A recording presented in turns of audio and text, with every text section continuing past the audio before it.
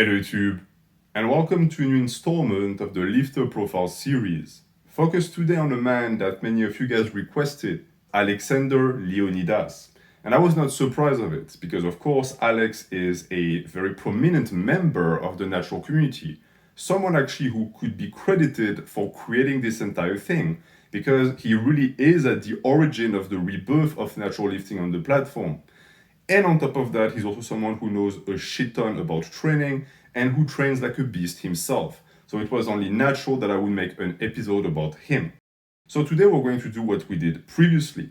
We're going to observe someone that has a very high level in lifting and bodybuilding, and we're going to try and see what we can learn from them and if we can get inspiration from their methods. If you enjoyed the GVS and Herzoviak episodes, know that these two guys take inspiration from Alex and look up to him as well. That should tell you a lot about what you're about to hear today in the episode focused on the guy. So as always, we will start with his training. I'm going to review his training split. Then we're going to take a pit stop at his philosophy, what are the big methodological points that he employs in his own regimen to get the physique and results that he enjoys. And then I'm going to critique his physique. I'm going to look at every single muscle group and I'm going to give them a grade. See what he's really good at, what he's bad at, and what we also can learn from the muscle groups that are very developed. What are the methods that he employed that we could copy as well. So let us get started with the program review. Alex is someone who has done pretty much everything. I mean, he has done full body 2 times a week. He has done some variations of calisthenics routines with rings. He has dabbled in powerlifting, in arm wrestling. He is someone with something that I would call training ADHD. But the biggest portion of his training routine and history in reality that got him most of his mass is a full body 2 times a week. This was pretty much years and years of his training. And it was, of course, inspired by the West Side Barbell method. Alex has been very vocal about his respect for Louis Simmons, which I'm not surprised of. And unlike what a lot of powerlifters actually think, the West Side Barbell method is the closest thing to proper bodybuilding training that exists in the realm of strength sports. It's actually something that as a bodybuilder, you can apply, not one-to-one, but you can take a lot of Simmons teachings and apply them directly for hypertrophy. And Alex did exactly that. But throughout the years he evolved, and from what I know and understand, he recently has changed his split. So I'm going to focus today on his new current split because, well, that is what justifies and explains his current physique for the most part, and it's very interesting. So right now, Alex is running a mix of upper-lower and push-pull days. So it's in a sense 2 splits mixed into one. And I have noticed that the pull and push days tend to be more calisthenics focused, which I find less interesting in terms of programming. So instead today I'm going to review his upper lower and the way he programs upper lower because I think you can learn a lot more from that since it involves more compound movements, more barbell movements and dumbbell movements that are going to require you to actually know what you are doing.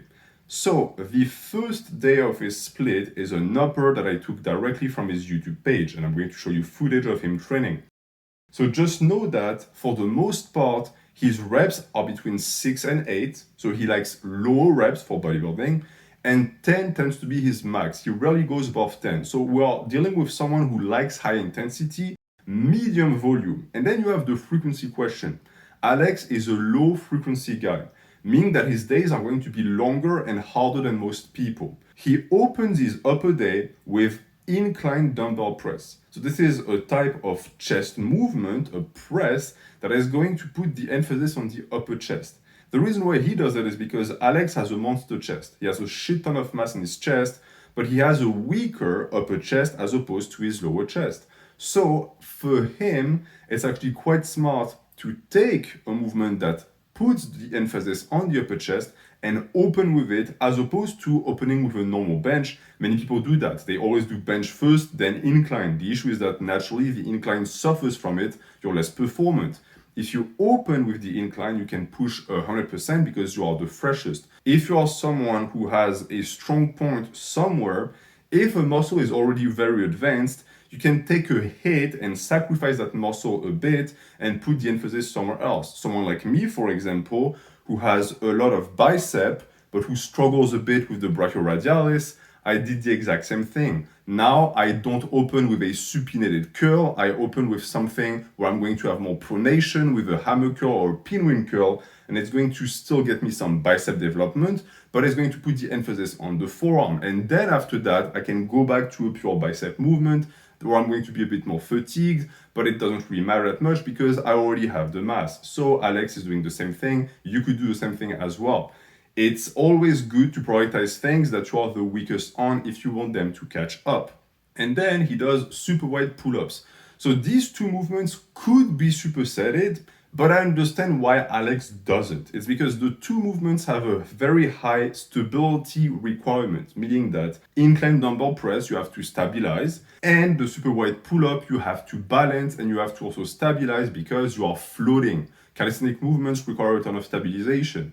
So since this is very demanding neurologically, it might be a bad idea to do them back to back because you're not going to be fully focused for both. Since these are two movements that Alex deems the most important for his physique development, he wants them to be standalone. Alex swears by the wide pull-ups, and anyone who's done them properly knows why. They are absolutely tremendous for lat development and for your V-taper. He does them weighted, and the two of them he does for 3 sets. So again, this is already a great opening for your upper day because you already took care of the chest, shoulders, and you took care of the upper back. But for someone as advanced as Alex and someone on top of that with low frequency, you cannot stop there. You have to do more. So how do you then continue? Well, you do exactly what I told you to do previously. You're going to do something else for the chest, but this time something that is not going to bias the upper chest. So here he does the barrel press. The barrel press is a lift that a lot of the natural lifters in the community have started to push and promote because it's an excellent way to get more out of less weight. You won't be able to push at as much weight as with a normal dumbbell press, but it's going to give you a lot of stretch. It's going to reduce the stress on the shoulder, on the elbow. It is something I recommend. And on top of that, it shows that Alex has a very good understanding of biomechanics because a barrel press is essentially an efficient and a biomechanically sound way of doing a fly. Many people, when they do their fly, they open the elbow here and they create more distance between the muscle of the chest that moves the weight and the hand that holds the weight, thinking they get a better stretch and better work. But you could also just do it by opening up the elbow here and creating the distance in that fashion. And in that way, you don't create a weakness by opening the elbow. Everything is still aligned and the forearm is still actually perpendicular with the ceiling. You can move more weight, it's safer on the joint. Overall, it's a much better way to do your flies. And you'll see that Alex has a very interesting philosophy when it comes to set selection, meaning that he sometimes likes to stick to 2 sets for the majority of the exercises he picks, which allows for a higher exercise selection. The logic behind it is as follows. If you are someone who trains low frequency, you need your high intensity. But the problem if you spam the same movement for several sets is that naturally intensity degrades as the set advances. So how do you find a way around that? Well, you switch the exercise. So instead of doing 4 sets of dumbbell press, you do 2 sets of incline dumbbell press, 2 sets of barrel press. And that way you actually fixed the problem because even though it doesn't sound or look like it at first glance, this slight modification of angle is going to allow you to push more weight and to get a better stimulus. After his barrel press, he does a chest supported dumbbell row. So this is his second upper back movement and it's a pure upper back isolation. See, there's no lower back involvement and there's no leg involvement. So you can actually get the maximum stretch and hypertrophy for the upper back. And in the same line of logic, he does 2 sets. So you already see here that Alex has his priorities straight. When he trains upper body, he starts and opens with the big compounds that give you the most results for the chest and for the upper back. Then he moves on to stuff like a deficit handstand push-up. I've said that in my tier list for the shoulders. Deficit handstand push-ups are S tier. They are pretty much the best calisthenics movement for the shoulders. So if you can do them, do them. He does them for low reps as well. And then he moves on to spreader pull downs. So this is the 3rd upper back exercise already. For many people that would be unnecessary, but someone like Alex who has done calisthenics in the past and who has isolated his upper back a ton can pretty much take it because 3 extra sets, or in this case 2 extra sets of 1 upper back isolation exercise is not going to damage performance or recovery. At some point, your upper back becomes like a black hole. As long as you train it without taxing the lower back, you can throw so much volume at it and it's still going to grow and recover from it. So why not? Then he does what I believe to be the least important set of the entire day, which is chest crushers and expanders pull apart. And this is a superset, actually the first superset of the day. The reason why I say less important is because it hits the chest again, it hits the shoulder and the upper back again. But the reason why I don't say that it's a bad thing or poor programming is because if you look at the placement of these exercises, it's at the end. So you're not going to damage your performance on the actual compound because you do them after the compound, so it's perfectly fine. After this, however, we move to what I believe to be a very important part of the program for Alex, and that is the arm isolation. Now, there is a trend nowadays of people who will tell you that if you have a weak point, you should always open the day with that lift because if not, the weak point will stay a weak point. I think this is only really applicable if you can manipulate a compound movement like Alex did with the incline dumbbell press. But outside of that, opening a day with an isolation movement, I don't quite see the point because you always want to open with a heavy compound because that's when you're the freshest. You don't need to be fresh for isolation, that's the beauty of it. I'm not telling you to neglect isolation or not do them, but the good thing about isolation is that they fall into place into your program naturally. You know you can do them after compounds or superset with compounds because they suffer less from a state of fatigue since they require less overall energy because you only require one joint. It's an isolation exercise. Alex applies this, and as long as you don't skip these exercises, your arms are still going to grow. So he does this hammer curl and spreader push down. From what I understand, he has a certain philosophy attached to this superset. He does it to warm up the elbow in preparation for extensions, and I think that is actually quite smart. One could say that his elbows are already plenty warmed up because of all of the presses he did, but he has hypermobile elbows, so this could actually be a good lesson for those of you who have elbow pain and elbow problems. So the hammer curl, the forearm isolation movement, and the push downs are going to throw in and push in some more fluid into the elbow, and you're going to feel better. Keep in mind also that this is only 2 sets. I think that if you took that exercise or that day and you made it 4 sets for each, it would be way too much, of course, because it would be double the volume. But Alex manages to multiply his exercise selection by 2 by reducing the volume of each exercise by 2. So for those of you out there who want that extra exercise selection, who like to do a lot of exercises, this could be something that you do.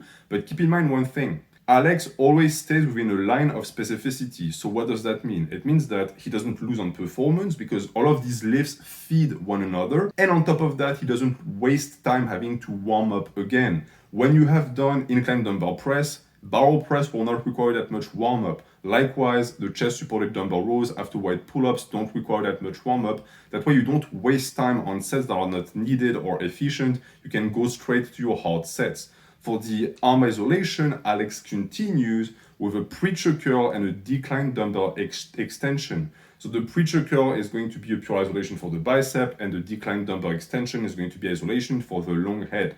Alex actually used to be someone who was quite minimalistic, but he has understood and realized in the past few years that this wasn't the way to go, especially for the arms. I think that you can get away with minimalism for the big muscle groups that are connected with the big compounds. So stuff like the chest, stuff like the quads.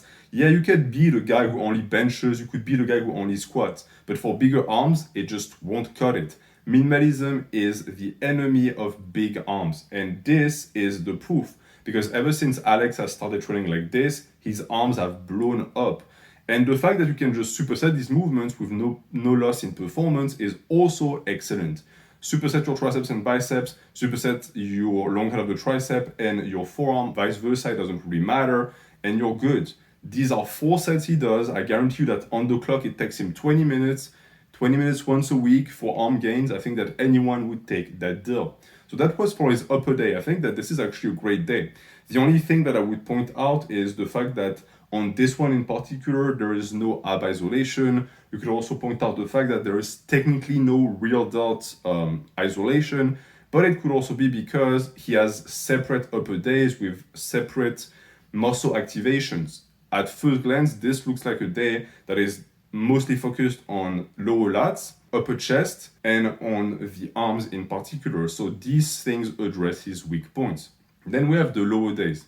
So as always, your upper days in terms of length and exercise selection should be twice as long as your lower days, simply because every single lower body lifts hits several muscles at once, when that is actually not the case at all for the upper days.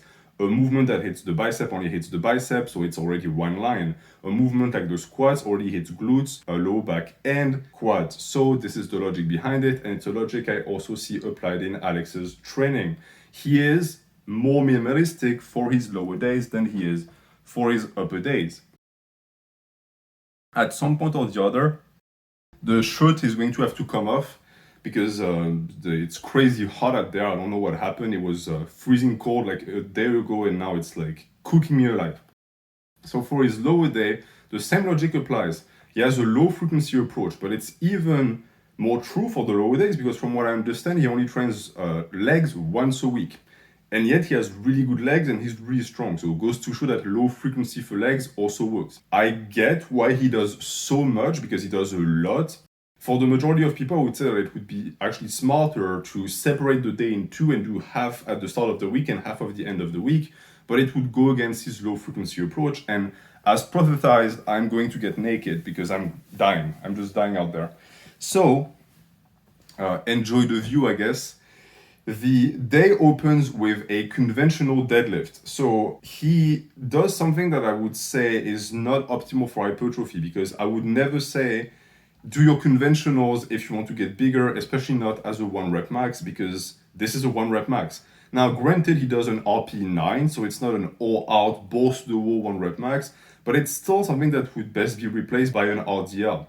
Why does he do that? Well, anyone who follows Alex knows that it's because Alex likes strength. Alex likes to progress in strength.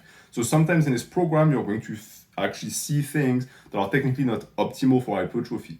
But as long as it's not so much that it prevents you from doing the rest of the work, the hypertrophy work, it's fine. And here I would say that it's the case because he only does 1 rep at RP9. He doesn't do a 5x5 for deadlifts like I see some people do. That is the surest way to ensure that the rest of the program will be completely unproductive because all of your energy is going to be sucked by it. It's a good thing to keep in mind. If you have an exercise that gives you a shit ton of fatigue but doesn't have the best stimulus to fatigue ratio, it's best to do as little as possible on it. And that's what he does. After the conventional deadlift, he does an SSB squat, 3 sets of 10. Now, I've had an a priori with the SSB squat because for the longest time I thought that it was too taxing on the lower back, and then I tried it myself and I realized that actually it might be the best squat variation for the quads. I don't quite know why exactly, but the ability to drive through the heels, especially when you pause the rep, is very high.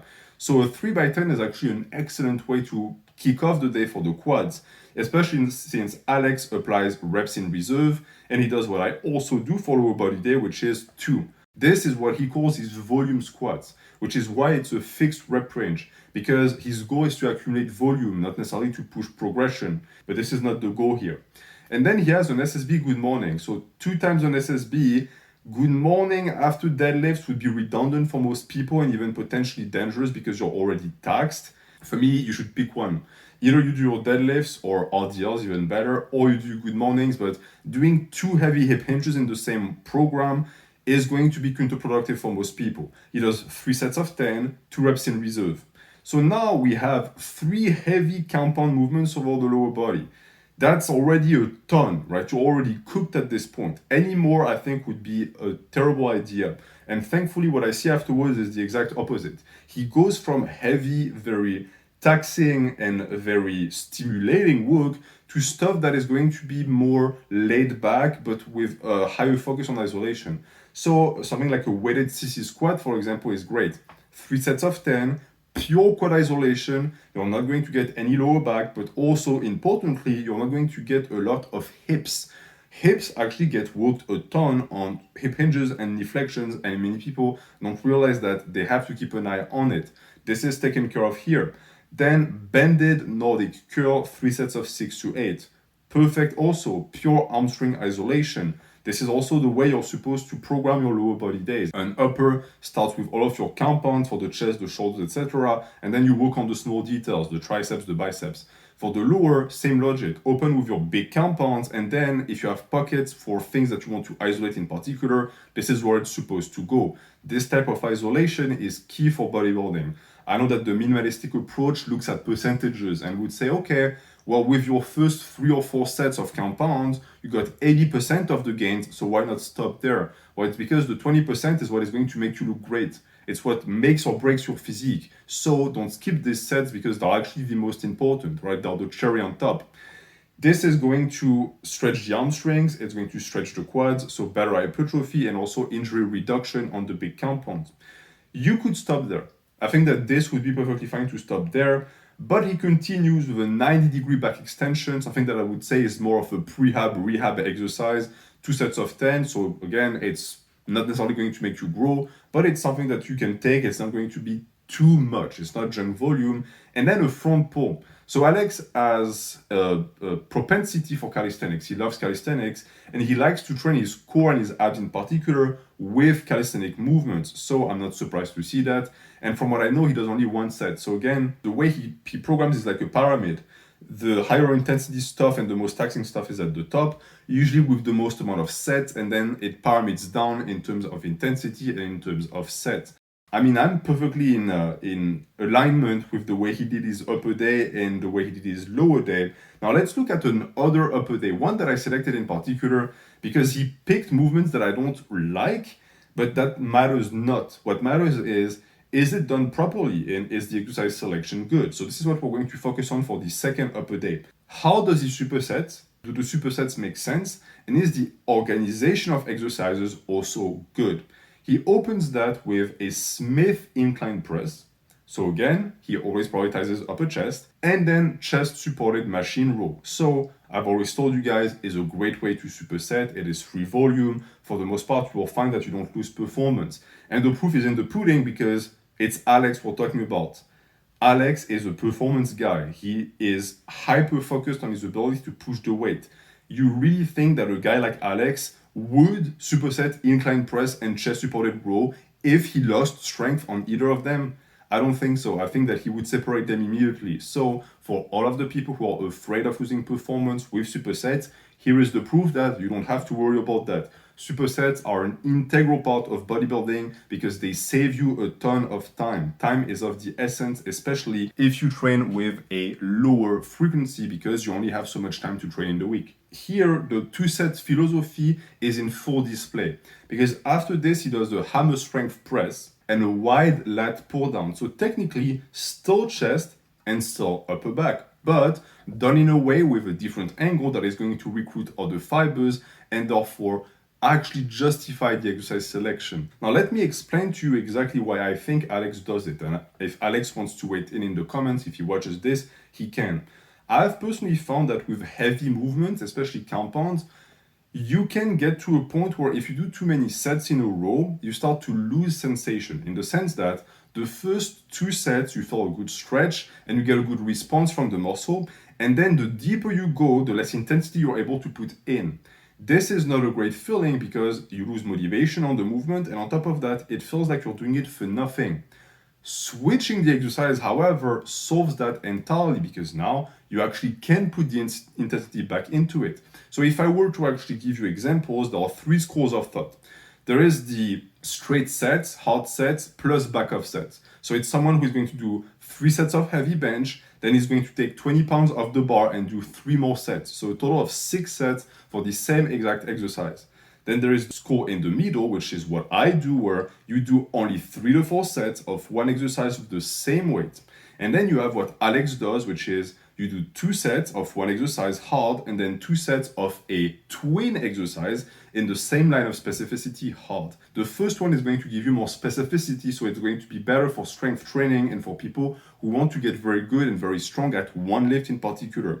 The one in between is going to be good for people who have the ability to actually develop effort with the same movement for a given amount of set, and the other one is going to be better for people who have an ability to develop a ton of intensity on a very small amount of sets but quickly burn out. Whichever category you're in, pick whatever philosophy and try and apply it. Alex is clearly in the first category. He's what some would call an explosive athlete. So he makes the best out of his explosiveness.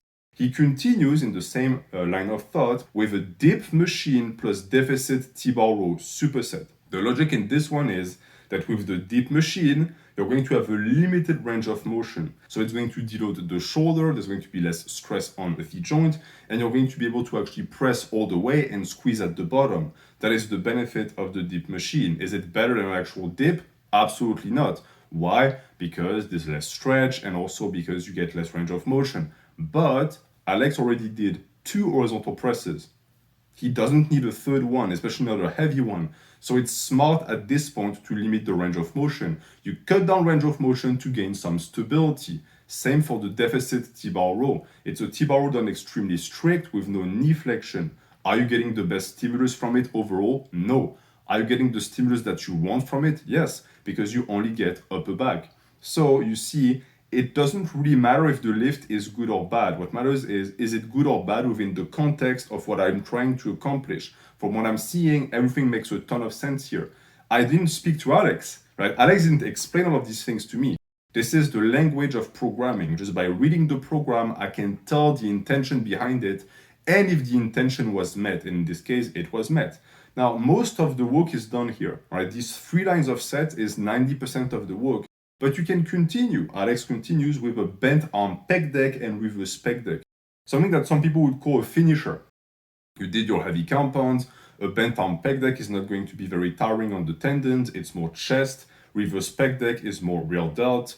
It's free isolation, it's free stimulus, why not do it? The only reason you wouldn't do it is because the fatigue would be too much and then impair your ability to do compounds next time you come in, which is not a problem for Alex because Alex trains with low frequency, so his recovery is always maximized, or because you don't have the time, but Alex does have the time. Then he does, again, we move into the part of the training that even though it's at the end is still very important, the crossbody push downs and the hammer curl. So we move into the arm isolation portion. Now this is where the organization of the program is not as important as your dedication. Even though this is at the end, I know for a fact that Alex would never skip this because he understands that he needs that work. In the same logic as we've seen with the first upper, this is his way to warm up his elbow. It's still relevant work, but for hammer curl and crossbody push downs, we will see with the critique of the physique that this trains parts of his body that are already very strong. Lateral head of the tricep and forearms are a strong point for him. He's doing that so that he can maximize the amount of work he's going to be able to get on bicep and long head, which are weak points. He follows with decline dumbbell extension, what I just told you, long head, so as to be able to have a fresh elbow and go all the way into the extension, and then he does his seated dumbbell curl. Stretch exercises for the long head of the tricep and the bicep are important, especially if there are weak points, so do not neglect them. And this is where the workout actually ends, right? The workout ends here. He then slaps on some more sets of lateral raises. I mean, 2 sets of lateral raises never killed anyone, but frankly, they are not needed. The bulk of the program was already there and taken care of. So, even though this is not the way I train, because I train the exact opposite. He does low frequency upper lower and push pull. I do high frequency. So each of his workout I would cut in 2 and I would put somewhere else in the week. Why? Because I'm someone who cannot handle that amount of intensity. I cannot replicate effort the way he does it on one day for one muscle. It's absolutely not possible for me. I would be burnt out. But he knows his body best and he understands that it's the way to go for him. Then there's also the strength discrepancy.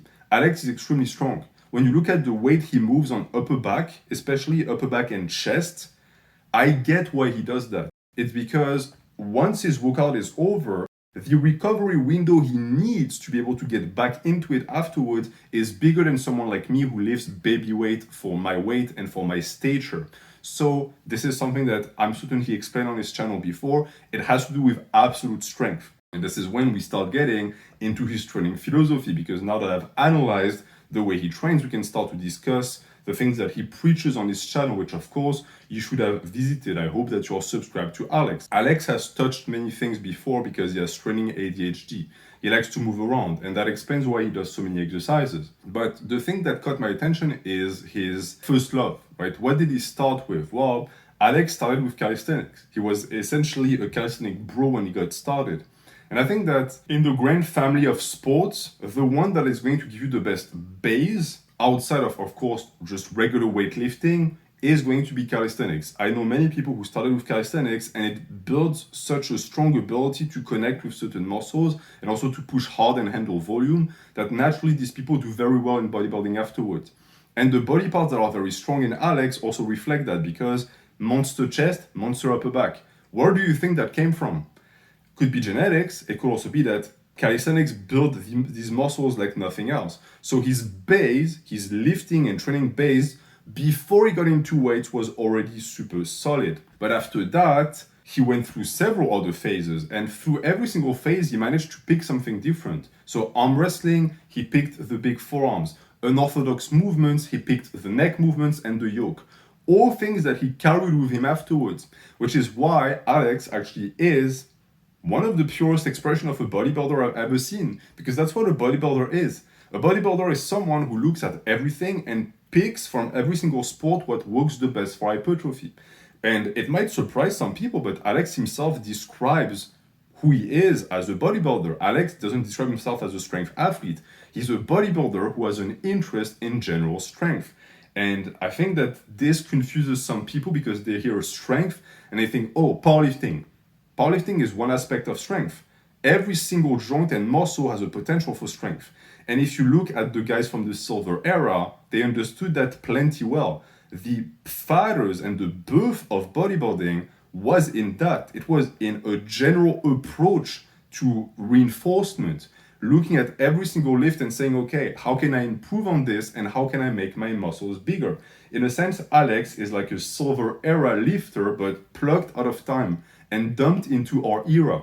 If you know, the guys from the silver era prefer to train with low frequency because they really benefited from having long periods of time in between the days to be able to recover, which also entailed that they did more volume and they did higher intensity. You cannot get away with low frequency training if you don't train intensely or with enough volume. Likewise, if you train with high frequency, you will not be able to get away with high volume, you will not be able to recover. Alex is the type that benefits from low frequency, high intensity, so he does it. This also correlates to rep ranges. We did not talk about rep ranges in this episode, but understand that most of Alex's rep ranges are between 6 to 8. So that's relatively low, and that also makes sense in line with what I just explained. Now, something that I also wanted to mention, because I think it's important, is the way Alex bulks and cuts. You see, Alex has a tendency to gain a lot of weight when he bulks and loses a lot of weight when he cuts. But the weight is not the important factor here. What matters is the performance. Every time Alex gains a lot of weight, he justifies it. He uses the weight gain to get more stimulus in the gym. That way, when he cuts down, he keeps some of these gains, these muscle gains. Now, for him, it comes through a focus on a specific lift, because Alex works like this. He will say, for example, I want to squat more, and he will gain all of that strength on the squat, and then he will lose the weight. But when he loses the weight, he still keeps the gains. Is that a good approach to hypertrophy? I would say no, it's not quote-unquote optimal. Does it work? Fuck yeah, it works. And I think that here, this is a good lesson as well. You could be someone who is, in a sense, an hybrid between a bodybuilder and a general strength athlete.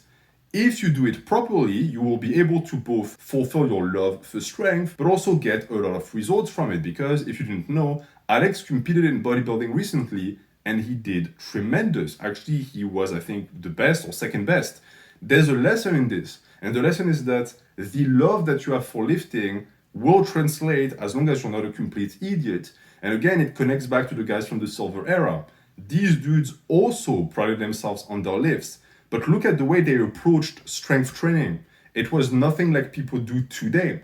Alex is a good example of someone who approaches strength training in a way that one could say is actually very beneficial for hypertrophy as well, because yes, surprise, surprise, hypertrophy requires strength gains. Strength is a component of hypertrophy. And the same goes for his cuts, because Alex also does cut down quite low in the like 150s, 160s. But whenever he does, he also links that with a goal. So either a bodybuilding show or like a calisthenic goal. He will say, I want to do 10 one-arm pull-ups, or I want to break my weighted chin-up record.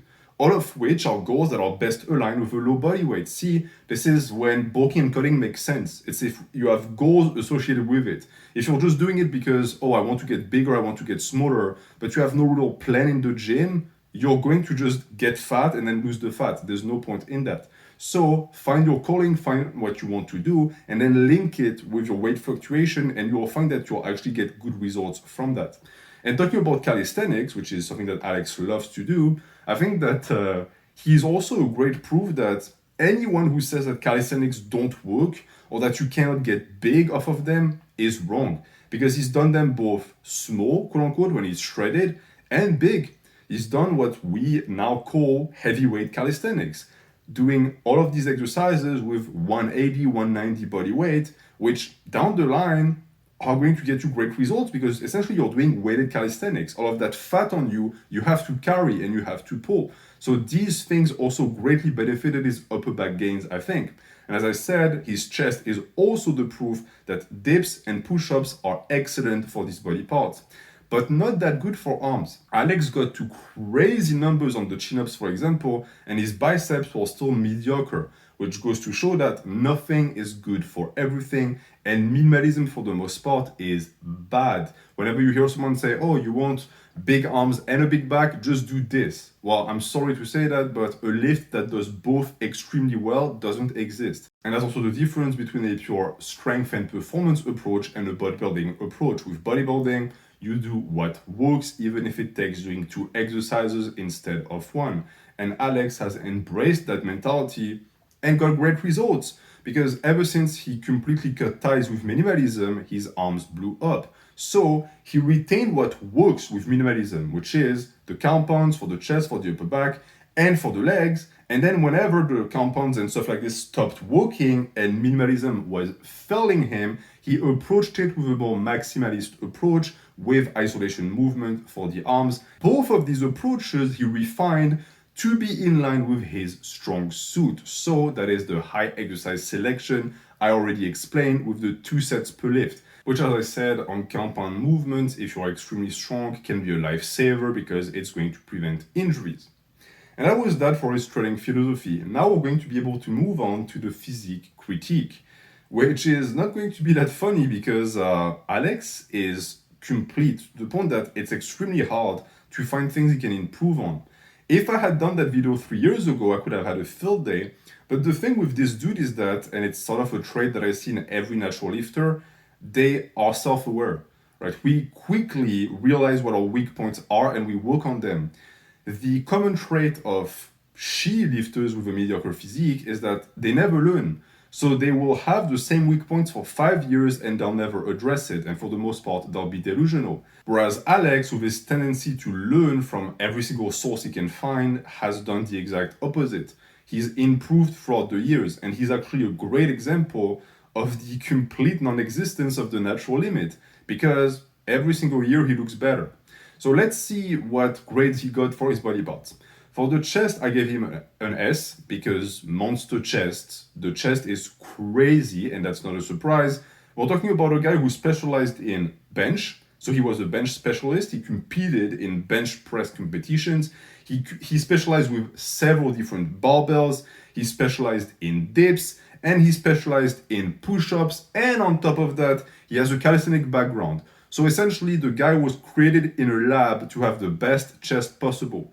What's surprising, however, is the shoulders, because the shoulders are also S, and actually they're S+.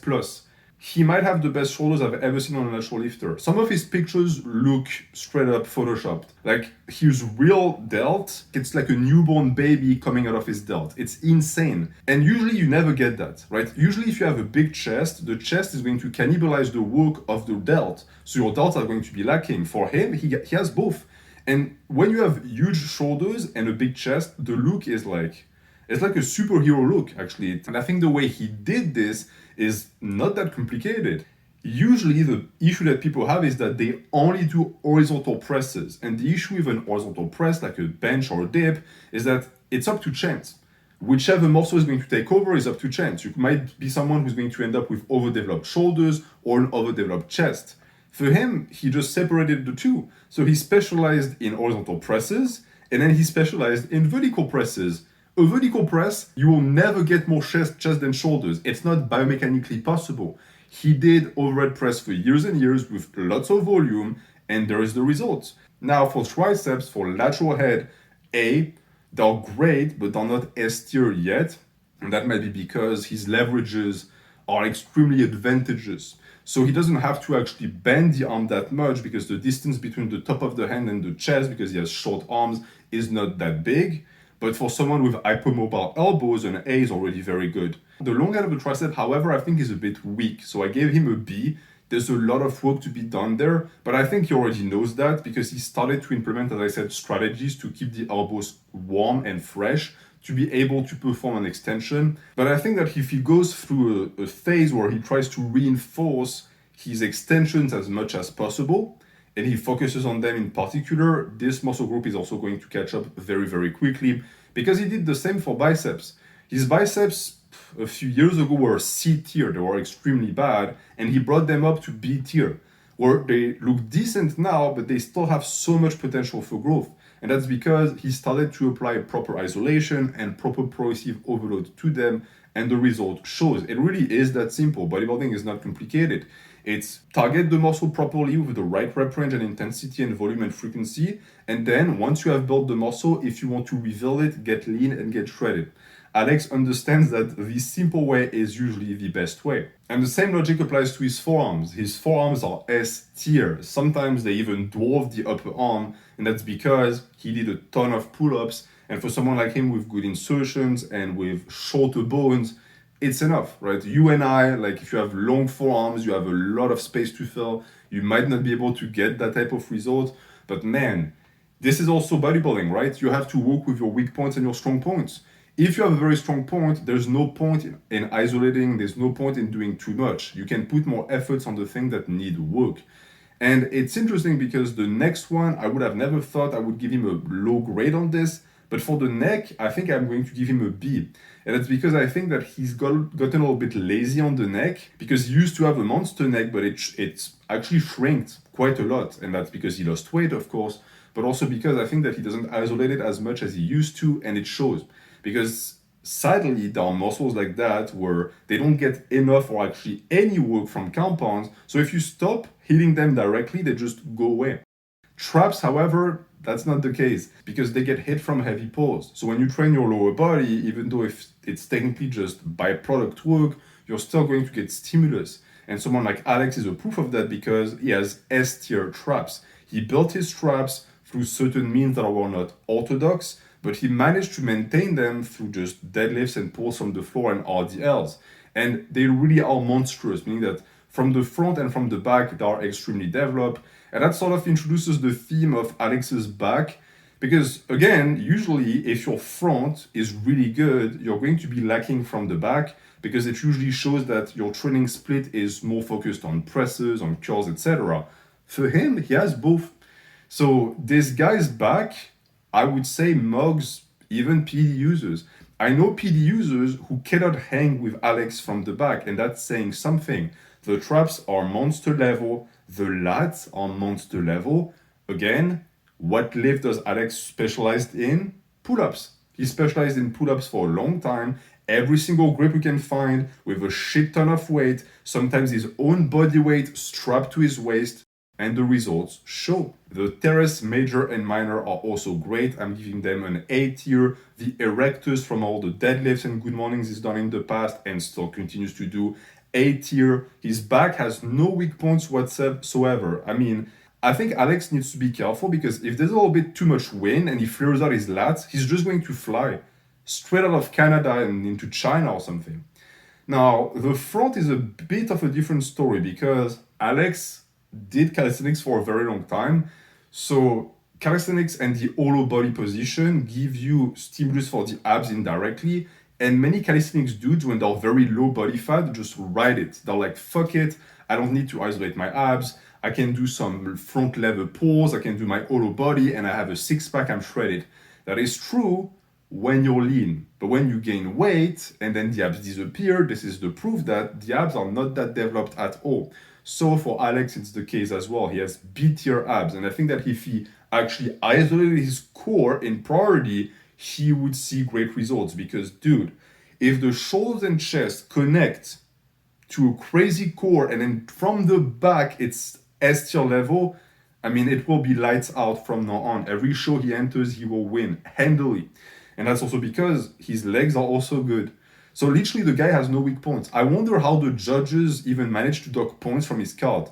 The quads are A-tier, and we're talking about a guy who did not squat for years because he did not want big legs.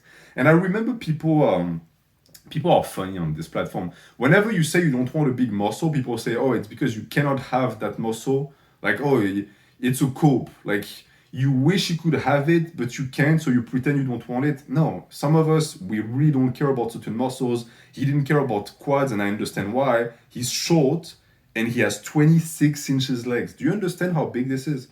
I'm 6 feet, so I'm 6 or 7 inches taller than Alex, and my legs are 27.5.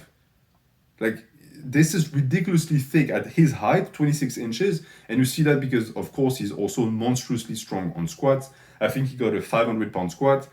So if he actually focused more on quads and pushed his performance and did more volume and did more than one time a week frequency because he got that big off of one time a week, what do we do next? Like, honestly, what do we do next? I don't... Like, I read some comments under his post where, like, very good natural bodybuilders were like, could you please not enter the same show as me? Like, could you tell me your weight category so that we don't end up on the same stage? I understand why, because it's not fun being next to that guy. And then hamstrings, B, hamstrings are actually a weak point. And that could be explained by the fact that he has poor leverages for pulls and for hip hinges. So naturally, his glutes and his lower back are going to take over, which explains why his erectors are so strong. But the hamstrings actually really need work. And we're going to talk about that later, but this means that doing stuff that isolates the hamstrings in particular through flexions of the knee might be a good call for him. And then we have the calves. The calves are a C tier, but I mean, I have yet to have a single person on this profile series that is not C tier because training calves is boring. No one likes to do it. I mean, I've started recently doing it intensely and the proper way, but shit, it took me years. So I understand why we all have shitty calves. But overall, I mean, every single muscle is S tier and A tier. The only ones that need work is abs, hamstrings, neck, and bicep, and longer of the tricep. So, I mean, for his next bulk or his next phase of specialization, I think that Alex knows exactly what he needs to do. All of his strong points can be maintained or slightly improved, and all of the weak points can be brought up easily. He has proven that in the past. So I know for a fact that he's going to keep pushing and he's going to keep making people who claim there's a natural limit look very silly. And that is going to be that for this video. So let me know in the comments who you want me to review next. I have certain names in mind already, but I'm always open to suggestion. Thank you for watching. Have a good day.